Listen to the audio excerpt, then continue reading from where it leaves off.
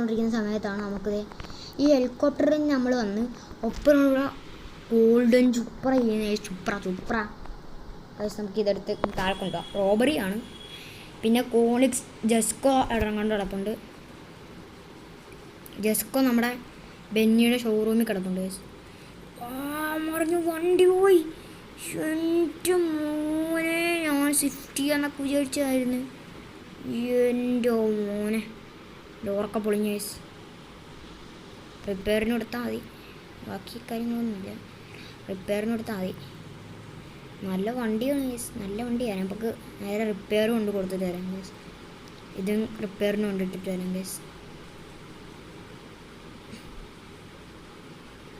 ബോണറ്റൊക്കെ പോയി ഗൈസ്.